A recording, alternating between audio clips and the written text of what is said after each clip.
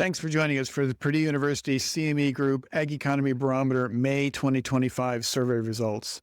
I'm James Mintert, Professor Emeritus in the Department of Agricultural Economics here at Purdue University, and I'm going to share with you the highlights from this month's survey. The Ag Economy Barometer Index rose 10 points to a reading of 158.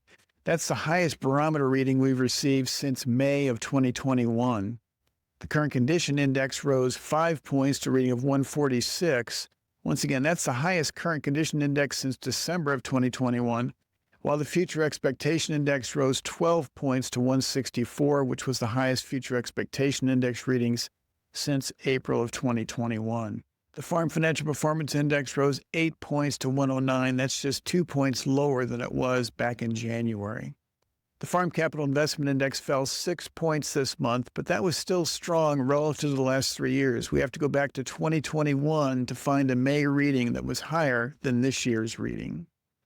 The Short-Term Farmland Value Expectation Index at 124 jumped 14 points above the prior month, and that was the highest reading for the index since March of 2024.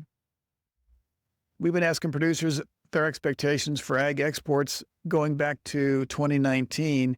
And this month, the percentage of producers who said they expect exports to increase over the next 5 years skyrocketed to 52%. That's up from just 33% who felt that way a month earlier.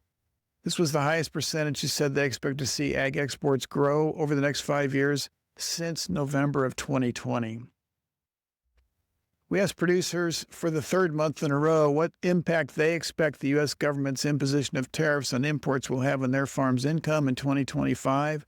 And compared to March and April, fewer producers in May said they expect a negative impact on farm income from the U.S.'s use of tariffs. This month, that was 43% who expected either a very negative or a negative impact.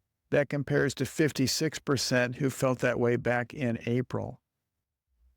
We asked producers this month how important it is to them that a new farm bill be passed in 2025. And for the second month in a row, over half of the producers in the survey this month, it was 51%, said they think that passage of a new farm bill is either important or very important.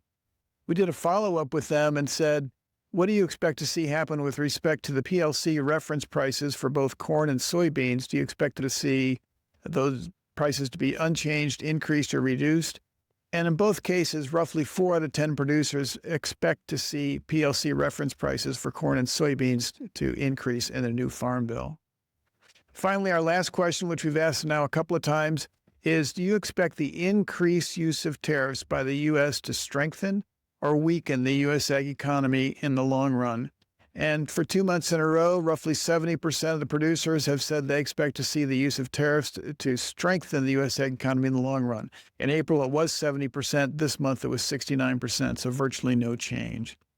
That wraps up the highlights for this month's report. You can get the full report on our website, which is purdue.edu/agbarometer. On behalf of the Center for Commercial Agriculture, I'm James Mintert. Thanks for joining us.